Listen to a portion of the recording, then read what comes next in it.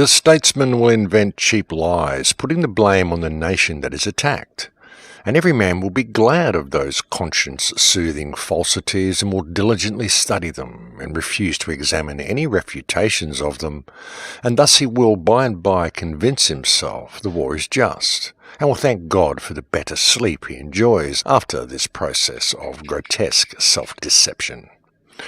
And this week's opening quote comes from Mark Twain. Welcome to Surviving the Matrix, ladies and gentlemen. My name is Maxwell Igan. It's a pleasure to be with you once again, and I will be your host for the next hour. You know, virtually every war that has ever been started on this earth has been started under false pretenses. It's been started because of a false flag event that has been blamed on someone who didn't do it to simply justify the annihilation of yet another nation. We saw this in World War I and World War II, every war since then. We saw it in the Vietnam War, where America entered into the Vietnam War due to the Gulf of Tonkin incident, which was an incident that never even happened. We saw it when the Jewish settlement ships left Europe and went down to colonize Palestine. We saw the ships attacked by British forces, blamed on the Palestinians, in what was known as Operation Embarrass, and this is of course what set the persona up, the mindset for the world to view Palestinians as terrorists when they're not. We saw the Lavon affair, which was a false flag attempt at creating conflict within the government of Egypt by Israel. We saw the incident where Israeli Mossad agents put a radio behind Gaddafi's bunker, broadcasting terrorist propaganda which was blamed on Gaddafi and resulted in the bombing of Libya by President Reagan, due to an incident that was carried out by Israel and blamed on Gaddafi. We saw the Israeli attack against the USS Liberty that they attempted to blame on Egypt. We saw the entire fake war on terror begin because of an Israeli attack against the United States in the form of the 9/11 attacks, which was then blamed on Muslim countries. Many people are fully aware of the attack that was going to be blamed on Cuba that was thwarted by JFK, known as Operation Northwoods. And even on a smaller scale, we saw the babies overboard affair here in Australia, which was a complete fabrication.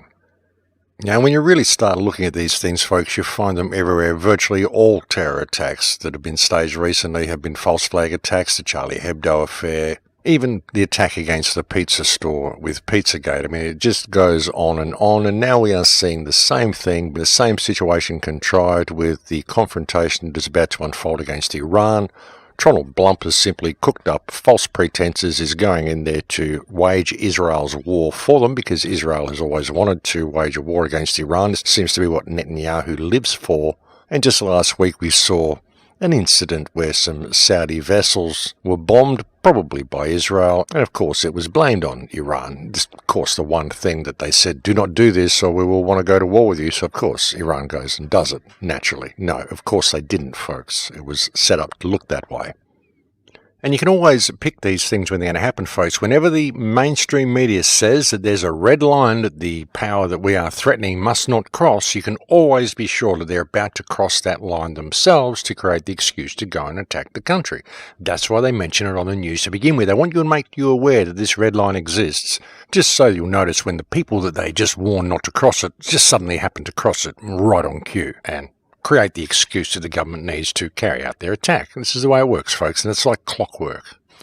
And we can see a very, very tense situation unfolding in the Persian Gulf, and it would very much appear that the United States and Israel are determined for this war to happen. I mean, let's face it, Benjamin Netanyahu has been lying through his teeth for years upon years in any attempt he can muster to try to kickstart a conflict with Iran.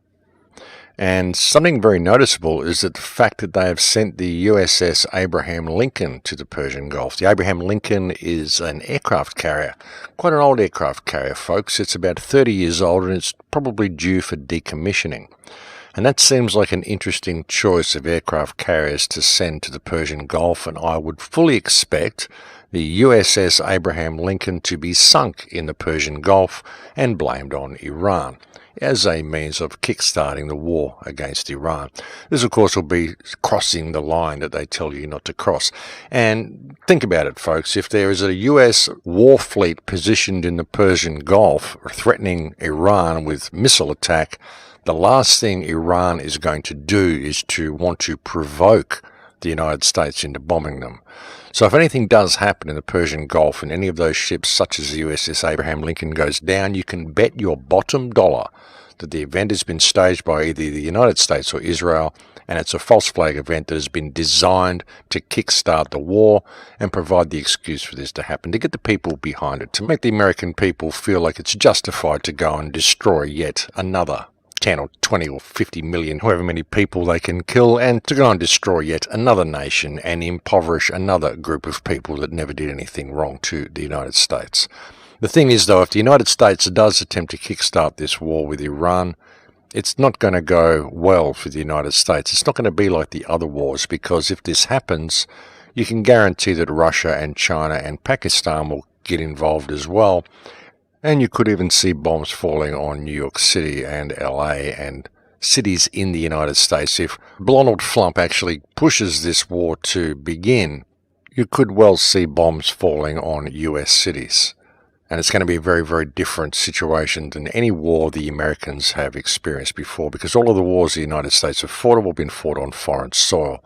The people of the United States really have no clue what war is really about, because it's not something they've experienced in their own country. And of course, all they will experience of the war, if they do experience it in their own country, will be the bombs falling. They won't have anyone there to protect them, because Donald Trump has said that he will send troops in there. Actually, it was reported by the New York Times that he was prepared to send 120,000 troops to Iran, but Trump has come out and said, no, that's fake news. But if he did send troops, he would be prepared to send a lot more than 120,000. So whether that's a good sign or a bad sign is another question. But either way, Trump is fully prepared to send American sons and daughters to die in the Middle East in the name of Israel's war against Iran, so they can go to Iran to kill other sons and daughters of other people who don't really want to be involved as well.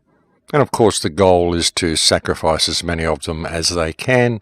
And that's just what war is all about. War is demented madmen waving their diseased and mindless egos around. And I think we should have one international law, and that is that war is illegal, and anyone who attempts to start one gets immediately arrested and thrown in jail for the rest of their lives. I mean, that'd be a great way to end war, and that would be a great path for all of these world leaders to go down.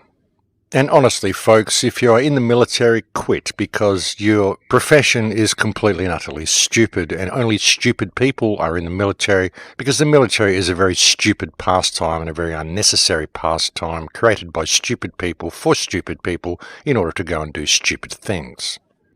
And the issue is that if the military didn't exist, if people weren't programmed and stupid enough to actually go and join this psychopathic, demented, mass-murdering depopulation machine disguised as a profession, then none of these wars could be fought to begin with. That's just the way it is, folks. It only happens because we join the military and we go and fight for these psychopaths. We go and murder for these psychopaths. We just go and kill people we've never met for no reason whatsoever because our government told us we should do so. It seems that many people just have no problem going overseas and destroying foreign countries and murdering foreign people for no reason whatsoever.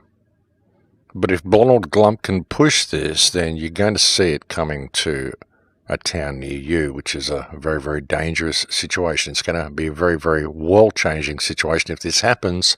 But of course, it will very much support the new trade agreements, the Chinese One Belt, One Road system they want to bring online, and it will create a lot of jobs in America because you'll have to build the country back up again. And won't that be wonderful? You'll have zero unemployment. Think about the benefits. Great way of removing the US dollar as the global reserve currency and bringing on the Chinese social credit system around the world as well. So there are all sorts of reasons why this situation is being contrived, and it's all theatre, folks. Theatre for the masses. Everything these governments do is all part of the same puppet show because they all work together, and it's all to achieve a common goal, which is blanket lockdown, blanket surveillance, and blanket social crediting right around the world. All, of course, brought to the people under the spectre of fear and the need to protect them from the terrible terrorists and criminals that are out there trying to take their freedoms away when really it's all being run by government. One big puppet show, folks. And of course, you've also got to look at this from a political perspective. I mean, there's nothing like a good crisis to get the people to rally behind a president who's losing popularity, or perhaps maybe being subject to some type of investigation. Look what we saw in New Zealand recently. Jacinda Ardern was being booed and barred by all of her countrymen, and then suddenly there's a terror attack and she's the most popular Prime Minister they've ever had. Same thing happened here with the Bali bombing. John Howard was suddenly exalted as a great leader because he was suddenly seen as someone who was protecting the country. All you really got to do is start some sort of a war, then march out and terrorise the rest of the world, and your country seems to love you.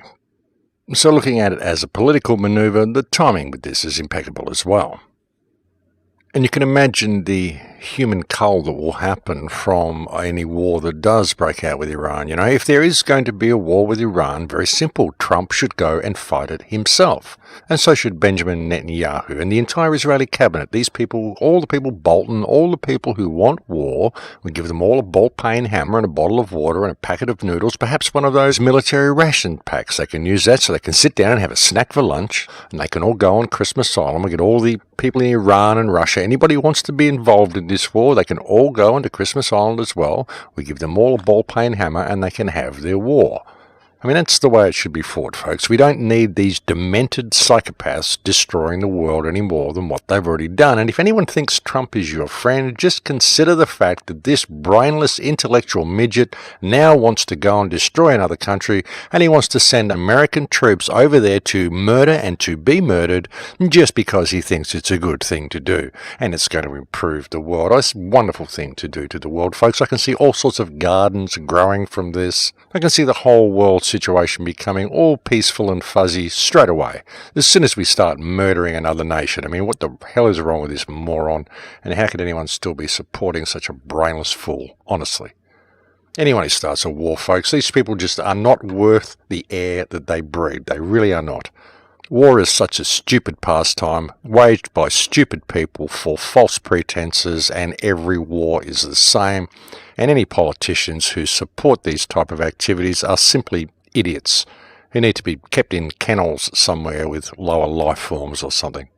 You know, we don't need these sorts of people destroying the world. We don't need these sort of people destroying the minds of people with all the rubbish that they feed them. And the media, why isn't the media doing something about this? You know, the mainstream media is as guilty, if not more guilty, than the politicians, because they're the ones who push all this rubbish into the minds of the people. In fact, that seems to be the main activity of mainstream media these days, is pushing the propaganda of war, which is, in fact, one of the most serious war crimes you can commit, because without the propaganda of war, none of the atrocities could take place. It's the media's support for the government line all the time, rather than questioning what the government is doing, and rather than doing their job, which is really causing so much of this problem. This is what is controlling the minds of the people and getting people to support this type of grotesque manipulation of truth and this grotesque parasitic force that is masquerading as government across our world. You know, as I said, folks, war is stupid and it's fought by stupid people. War is mass murder on a national scale, whereby it's okay to go into a country and just shoot people you don't know, rape, pillage and plunder and murder people you've never met at the behest of some scumbag running your country who says, we must do this because it's going to make the world safe. I mean, how stupid can you possibly be to even want to go and do this? How stupid are the people who believe the government is actually doing this to protect the world? No war is being done to protect anybody. War is absolutely grotesque. War is mass murder. It is training people to commit mass murder and think that it's okay. It's ridiculous. And how anybody could support this is beyond all rhyme or reason. And again, folks, why are we not hearing anything from the media about this? All we're hearing is the media parroting the stupid line that the stupid people, the criminals masquerading as government, are pushing on the people of the world. And it's sickening. It's absolutely sickening to see this sort of debased mental attitude being sprouted by people who are put on television to just feed bullshit to the masses, and it's absolutely sickening to see how many of the masses are actually prepared to swallow this crap. But of course, no one can report the truth on it, can they? There can be all sorts of war crimes carried out throughout this war, and no one will be able to blow the whistle on it either, because they've just set the new precedent, the new legal standard, by the very public arrest of Julian Assange, who they have prosecuted for simply blowing the whistle on government corruption and indiscriminate murder being carried out by order followers within the US military who don't have the brains to think for themselves and simply do whatever they're told and kill whoever they're told to kill because they're stupid. And so that's the new precedent that's been set by these demented morons in the media and the criminal cabal masquerading as government. Yes, we're just going to go and kill people. We're going to do whatever we want. And if you report it, if you report our crimes, we're going to call you a criminal and you're going to let us do it because you just let us do it with Julian Assange and nobody made a peep about it.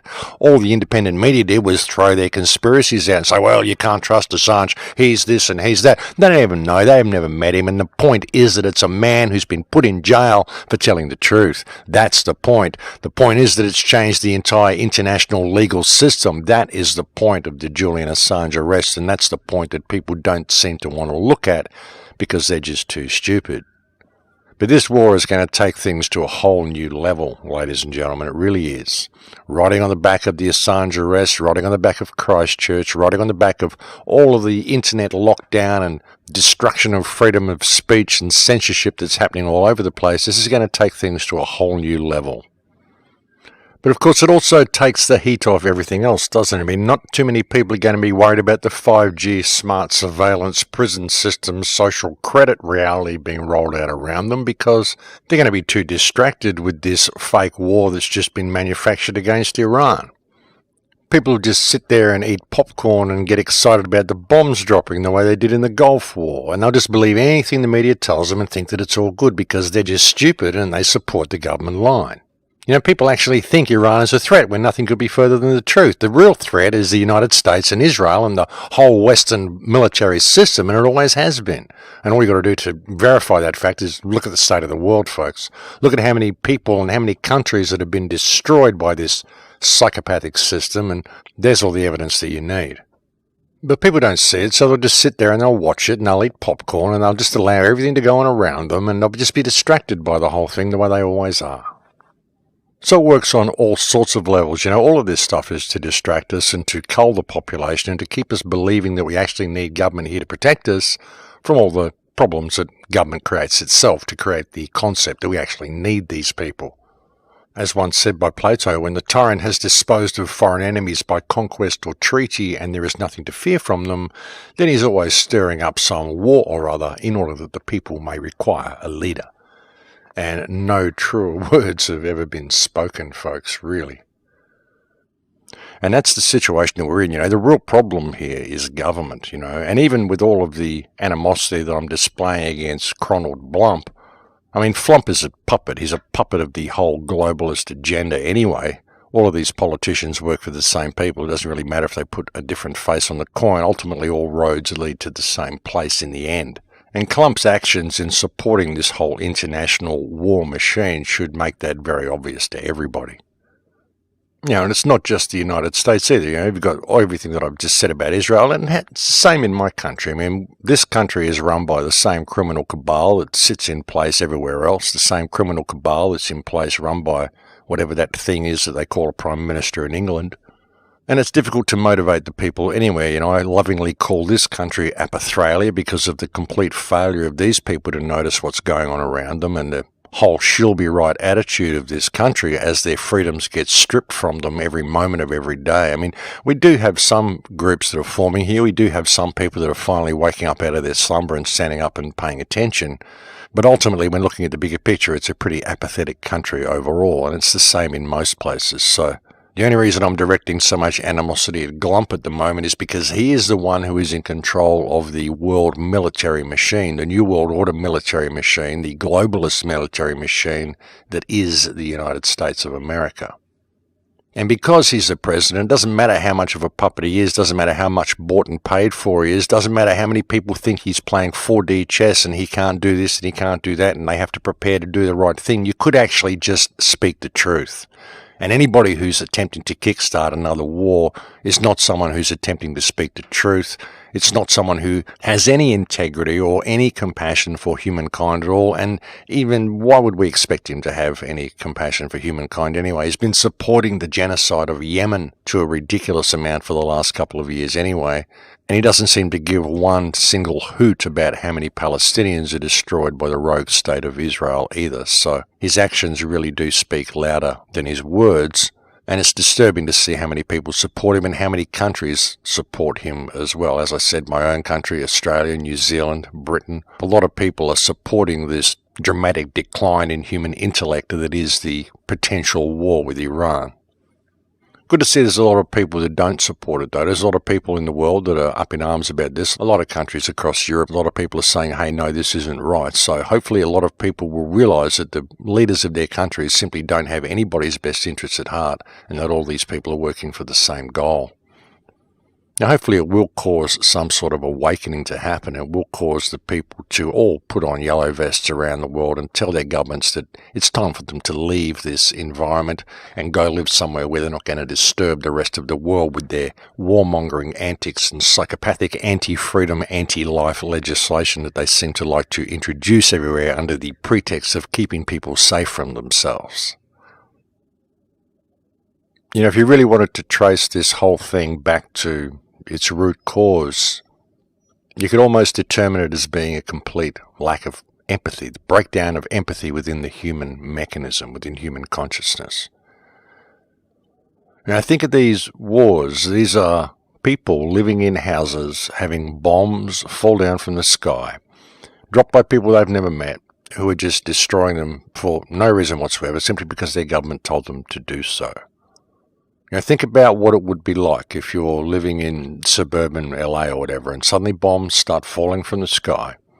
You've got no idea where they're coming from, who's dropping them, and suddenly people arrive on your shore and start indiscriminately shooting people, raping the women, and just destroying the entire place and turning it to rubble.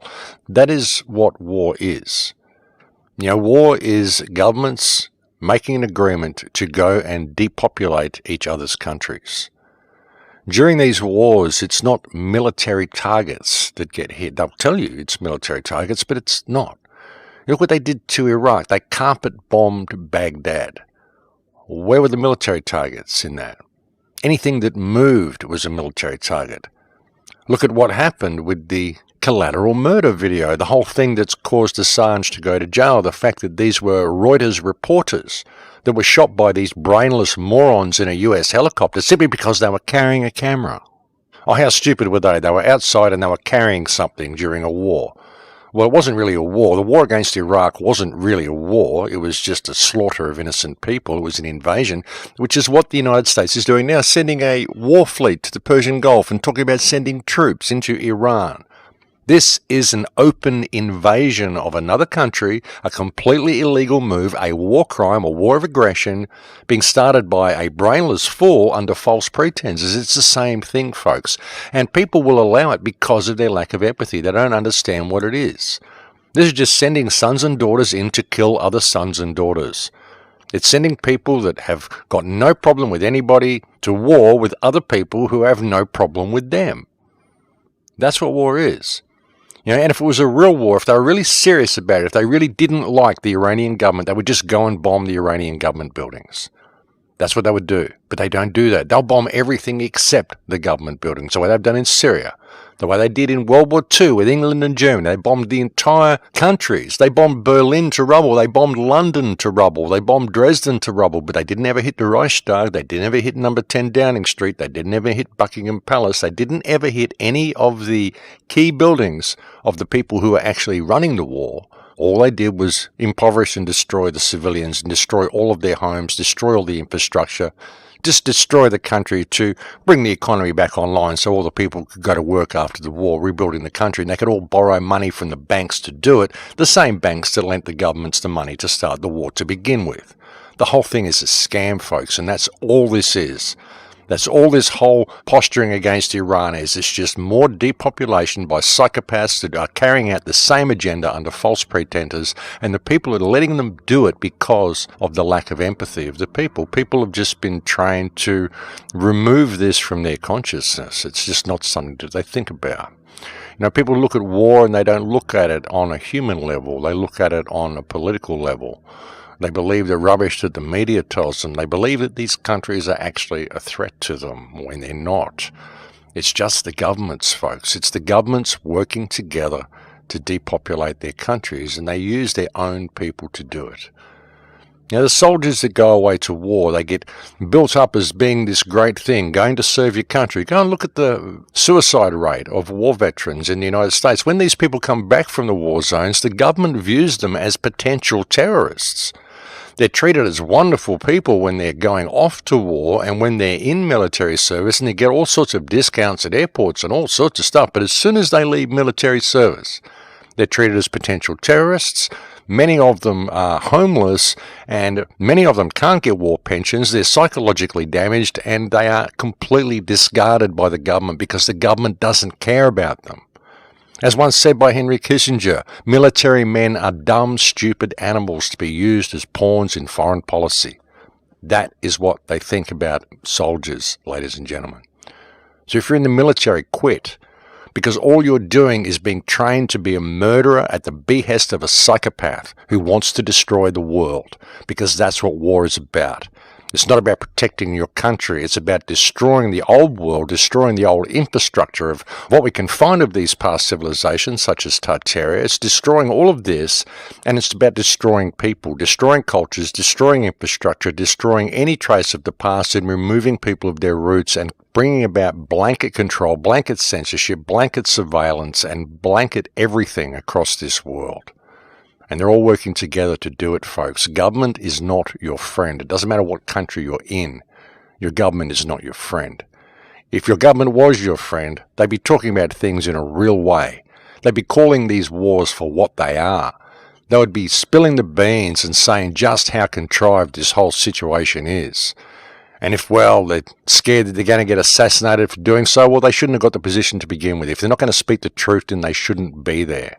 The fact that there aren't politicians talking about this, there aren't any politicians calling these wars for what they are and saying how contrived they really are. How many politicians are speaking out against the Federal Reserve banking system, the whole fiat money system? And don't say Glump's doing it, because he's not. There's no politicians on this earth that are speaking the truth about anything. That should be a sign for everybody. It's time for us to pull support from these people, folks. How many people are we going to let get murdered and destroyed in these continual wars until we choose to stand up and say something ourselves and call this for what it is? Until we choose to stop supporting this system, until soldiers choose to stop picking up these weapons and going and murdering people, nothing's going to change. So really it does come down to this loss of empathy from the human psyche. We have to find some way of getting this back, folks. We're all in this together. In Lakesh, we are all each other. And the harm that you do against other people is ultimately just harm you're doing against yourself. But I think we've reached break time here, folks. Excuse my ranting, but, I really don't like this spectre of war that is being pushed on us, and I think someone has to say something about it. But as I said, we have reached break time here, so I'll leave it there for now. We'll go and have a break. Thank you for joining me on the air today. It's always a pleasure to have your company, and I'll be back to speak to you again in a few minutes. And welcome back to the show, ladies and gentlemen. So you must never join the military. Never join the military, and never allow anyone you know to join the military. Never go and become a soldier, a soul dyer, or even a souled dyer, someone who's sold to die, and someone who goes out to kill other souls to ensure that other souls die. Why do you think they call them soldiers, folks? Look at the word, the soul dyer. You go out to kill other souls and to destroy and kill your own soul by committing murder against others. Because ultimately that's what a soldier is trained to do. When you enter the military, they take normal, everyday people and they train them to be murderers who have no problem whatsoever killing people that they've never met for no reason whatsoever, simply because they were told to do so. And these people believe they can get away with it and that it's all okay, and hey, I was just following orders. But what happens to these people when they come home and it hits them how many souls they've killed, how many people they've murdered? And it really does get to a lot of soldiers. We see the suicide rate is absolutely through the roof with returned soldiers because they come home back to the real world and they realize just what they've done.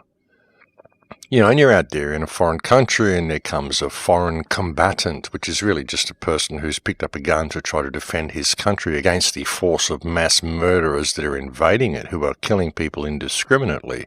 And of course, this is exactly what anyone would do in this person's position. And you shoot this guy and you've got no clue who he is. You don't know anything about his life, about his family, about his achievements, about his emotional state, about who he is at all. He's just someone that you were told to kill. You've just destroyed another soul and you've just put a black mark against your own for murdering another person. That's what soldiers, soldiers are. They are mass murderers. They are normal people who've been programmed to act like psychopaths. And they go and do it, and they carry out these psychopathic activities, and they think that it's all good because they're wearing a uniform. And the uniform is covered in sigils, 5-pointed stars, all sorts of occult references to make sure their soul does die.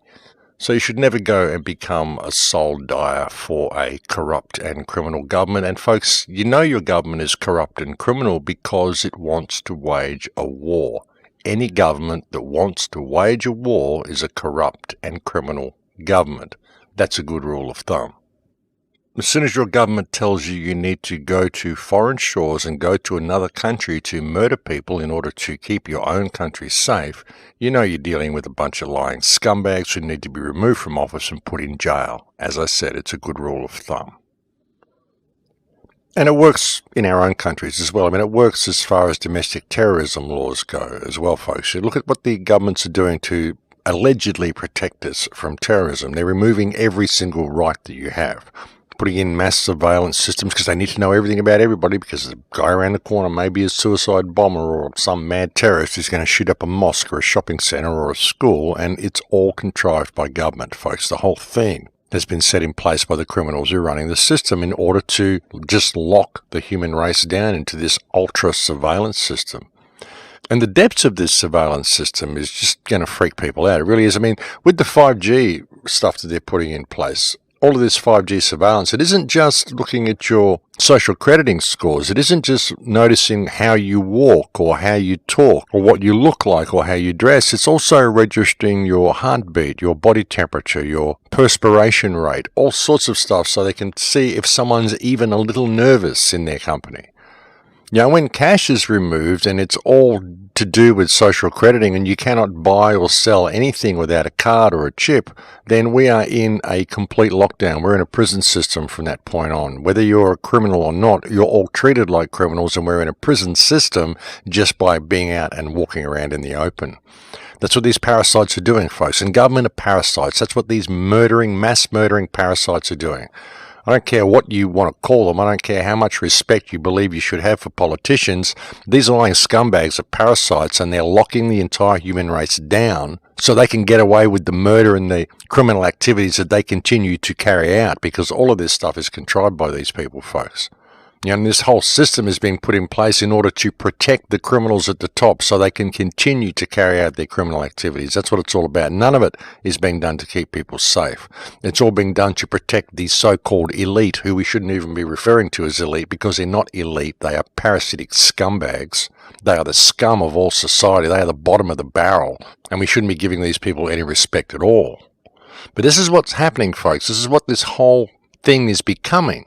Under the spectre of war, the spectre of terrorism, and the spectre of all the stuff that they create, all the racial tension, the racial division, all the influx of migrants into all of our countries just to undermine each country, to upset the culture of each country, and to upset the people of each country, to make sure that there's different sections of society that can all be played off against each other. That's what all this multiculturalism is about. It isn't true multiculturalism because they're not coming in and integrating into your own culture. They're coming into various countries and setting up their own isolated areas, which will all be played off against each other when the time comes. It's like placing little bombs around the city, which will all be detonated when the government chooses to detonate them. And they can do it simply by putting the right article in the newspaper and stirring up the racial or religious tension between people. And they're very good at these activities. They do it all the time. Tried and true. They've done it so many times in the past, and it's always worked for them, and it's going to continue to work for them until we begin to realise just how we're being played and how we're being manipulated into acting the way the government wants us to act, in order that the government may then introduce the legislation it wants to introduce. Hegelian dialectic, folks. Thesis, antithesis, synthesis. Problem, reaction, solution. They do it all the time. Tried and true method, been going on for years, and they continue to do it, and they will continue to do it until we realise it's happening and are prepared to actually call it out when we see it. And this happens on so many levels as well, folks. I mean, just look at any interaction you have with the local police force in your country, in your local city. I mean, these people will push you as far as they can to get a reaction from you so that they can arrest you and do whatever they want to do with you. I mean, we've got police officers here that show up to nightclubs when it's closing time simply because they know there's going to be drunk people leaving the nightclub, and they will just stand there and they will nudge people and provoke people until they get a reaction simply because they want to arrest someone so they can get their quota for the week. And this is someone who isn't a problem, wasn't creating a problem, but obviously they're a little drunk, so you can push them into a problem if you want to, and they roll up at the nightclub simply to create problems and to arrest people. And they do it, folks. They do it all the time. They roll up at nightclubs and they simply hang around outside on the footpath and wait for people to leave. And they just look at people and think, well, there's a target that we can use. We can just go and provoke this guy. And they do. And they just love to beat people up and arrest them in front of the crowd because it makes them feel good. And, of course, they get their quota for the month. And that's what they do. It's got nothing to do with the prevention of crime. What they're doing is actually going out and assaulting people and creating incidents in order to justify the existence of themselves.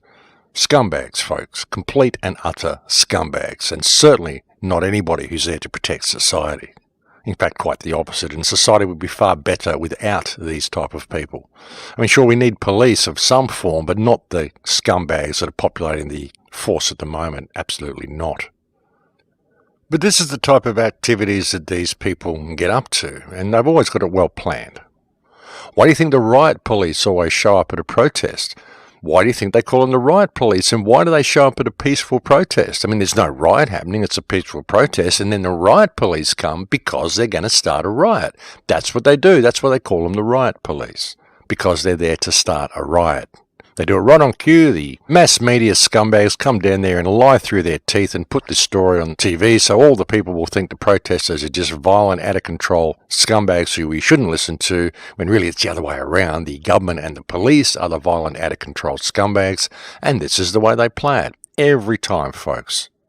You know, it's so easy for them to just commit crime and to arrest you for whatever reason they want to arrest you. They can just tell you to do something which is completely ridiculous. And if you don't do it, they can say, well, you're not following orders and we can arrest you now. Because it's illegal to disobey a directive given to you by a police officer. I mean, a police officer can tell you to go and stand out in the rain, and if you don't do it, he can arrest you. I mean, a police officer can conceivably tell you to go take all your clothes off and stand on one leg on the side of the road. You know, you get to the point where you can't question the actions of a police officer, no matter how corrupt they are, and they arrest you for questioning their actions. You know, there'll be something here like you're not wearing a seatbelt, and they think, well, we're going to fine you for not wearing a seatbelt in your car because we want to keep you safe. But if you won't pay the fine and you won't put your seatbelt on, they're quite prepared to shoot you on the side of the road and kill you because you weren't wearing your seatbelt, and they want to keep you safe.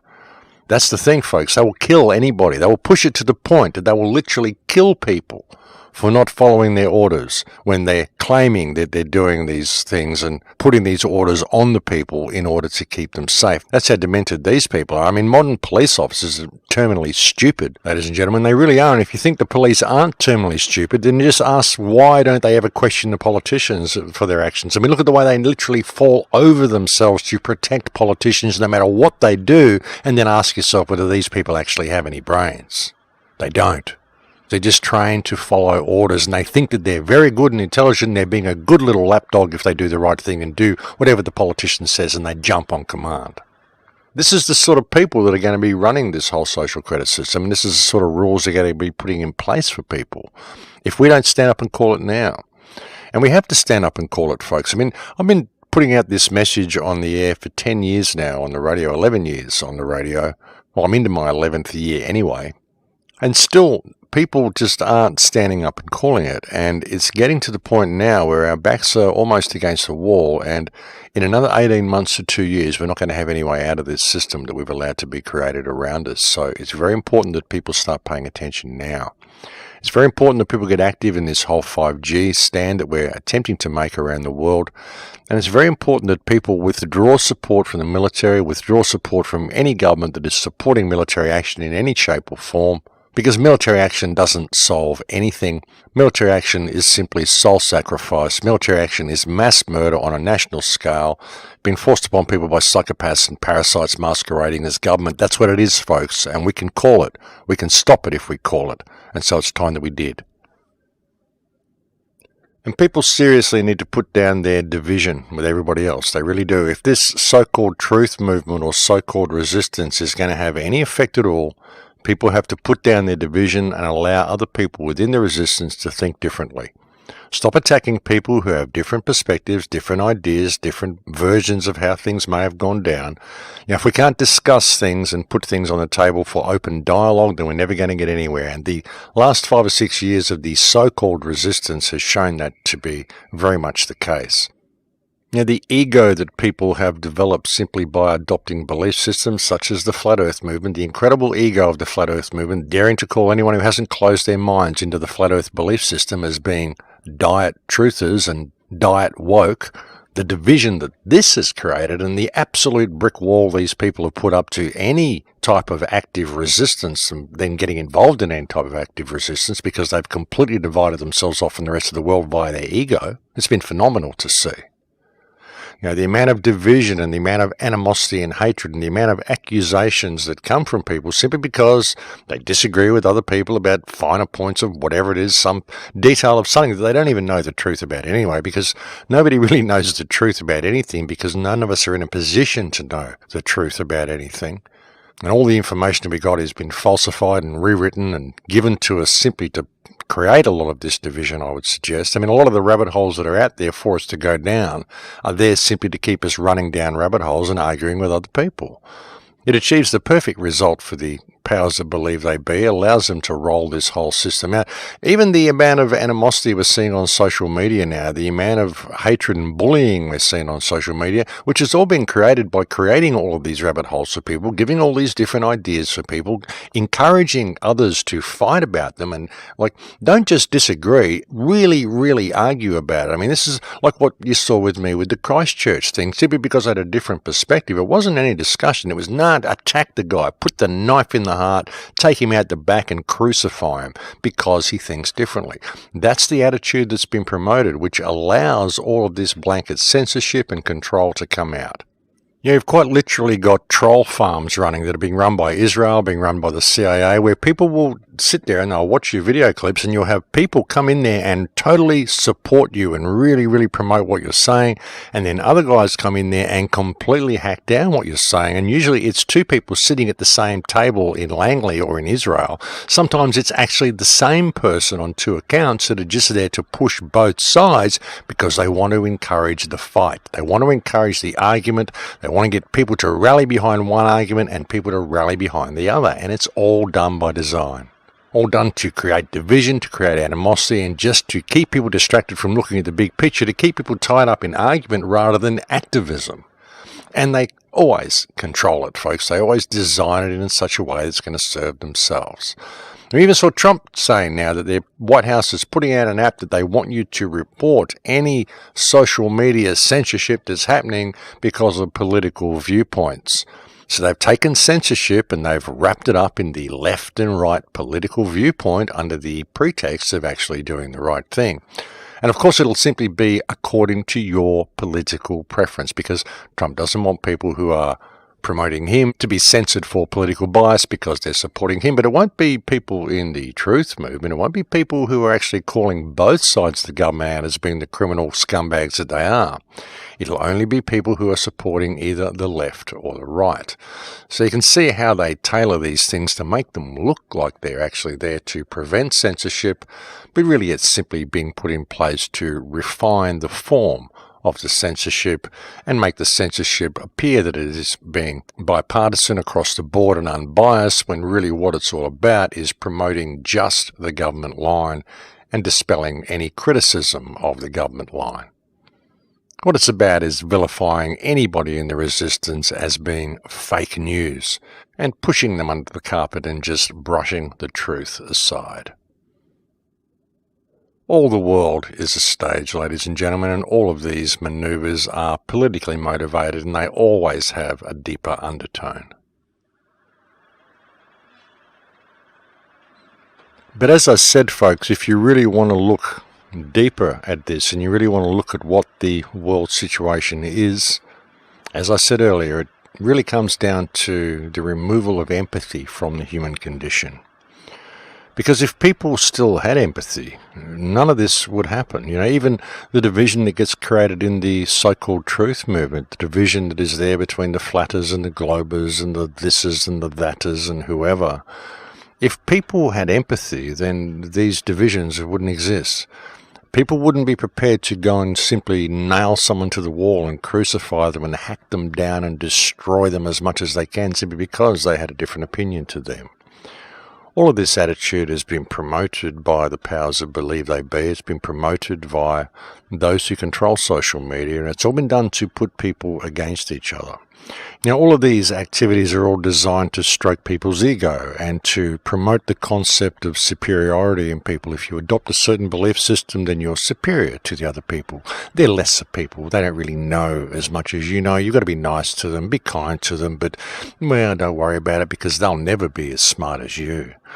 It's like the emperor's new clothes concept, and this is what has been put into people's psyche, and it's all about the removal of empathy. If we still had empathy, we wouldn't be doing any of this. We'd change the world in a day if we could just rekindle this emotion in people. I guess it just doesn't exist in some people, but it should. And perhaps if it did, then we would never have reached this point of human suffering that we are now in.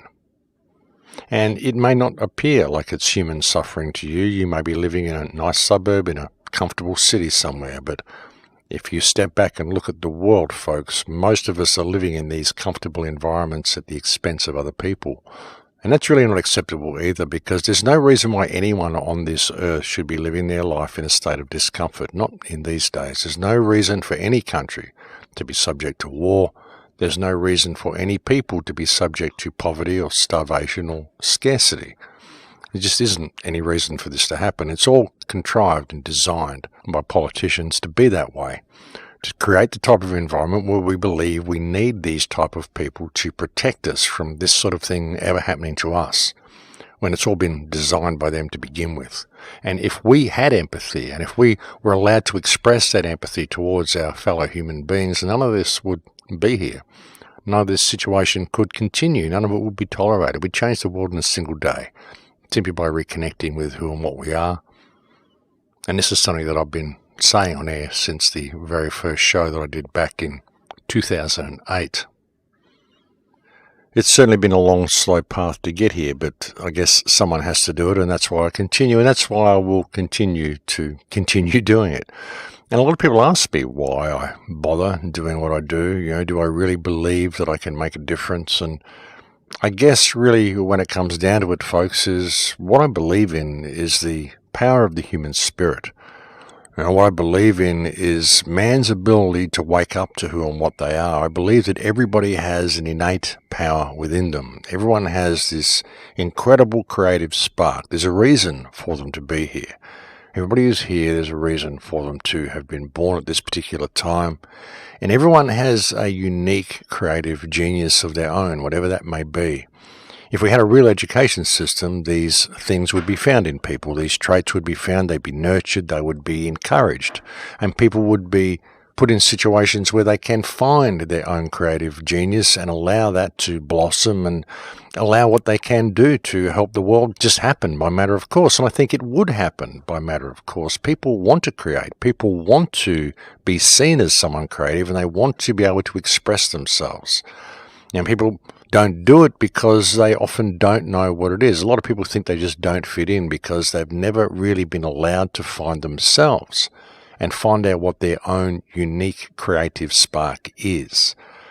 This is why people are so frustrated. Why they want to go out and kill other people, join the military and do all these things. They just want to have some sort of an outlet, why they get into drugs, why they get into all the stuff they get into, extreme sports, whatever it is.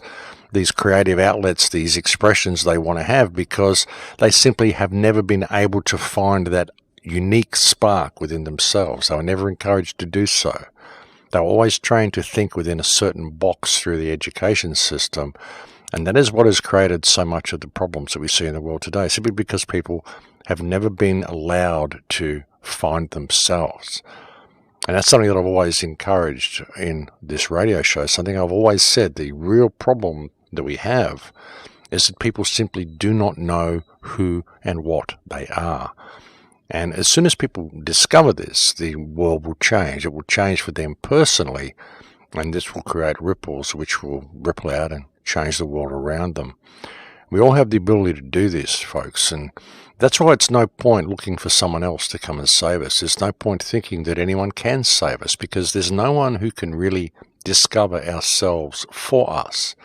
And as soon as we do discover our true self and discover what we really are, that's what will change the world. That's what will change everything, because it changes our paradigm. It changes our own mentality and perspective of what the world is and what our position in the world is. And once we realize this, once we realize the truth about ourselves, and we remove stake in the outcome of all this stuff, all this political rubbish and all this economic rubbish, it's all just rubbish. It's just stuff that doesn't mean anything, folks. What is important is the human experience. And as soon as we discover this about ourselves, the world changes. It's really that simple. That's why so many people can't see it, because they cannot see the simplicity of the situation that we're in and how easy it would be to change that situation if we simply changed our perspective. I know I say it a lot, and it must get boring to some people, but really, that's the way out. When you see how we got here, what can I say? That's the way out. Once you see it, you just see it, I guess. What can I say? But anyway, folks, we have once again, reached that time of the day where it is now the end of the show. I'd like to put out a special message on this week's show for the Nakba, which was on May 15th. The Nakba is the day of the Great Catastrophe, the day the Palestinian peoples were expelled from their homes in 1948, the day when 700,000 people became refugees, and between 500 and 600 Palestinian villages were erased from memory. This is a very significant day in the history of the world, and a day that people should pay attention to.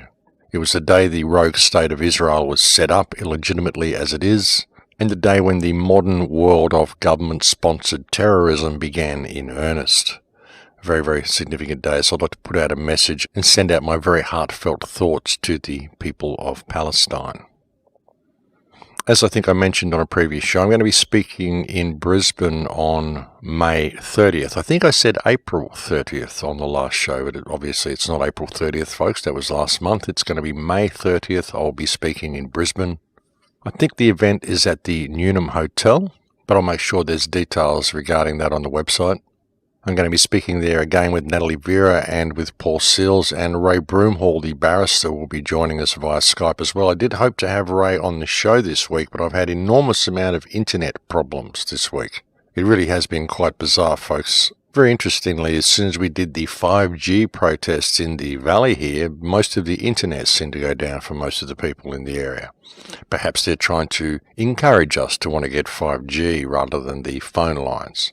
There's always a weird sort of coincidence that seems to happen with these things, but I've had an enormous amount of difficulty with internet this week, so I haven't been able to hook up with Ray Broomhall, unfortunately, but I'll try to get him on next week, folks. It's an ongoing process, but if we both work at it, I'm sure it'll happen eventually. Speaking of events, I'm also speaking at Anarchadelphia in Philadelphia in September this year, so that's something to look out for if you're in the United States. That'll be the only event that I'm doing in the United States this year. Although there is a chance I might get together and do some sort of a small talk in LA after that while I'm in the area. I don't know. Nothing is planned. But there is a chance that I could do some sort of a gathering in California while I'm in the area, simply because I have to go over to Spokane, Washington after the gig in Philadelphia, and so I'll be close to California. So I may well organise something, but I don't know, folks. As I said, I'll keep you posted. Nothing is organised as yet. It's just a thought in my mind. As always, I'd like to send out a thank you to all the people who send me so many kind emails, and a special thank you to those who continue to support me on Patreon, because I could not do any of this were it not for my Patreon supporters. But that is it for me, folks. I've now completely run out of time, so I'll look forward to speaking to you again next week. Please take very good care until then. In Lakesh.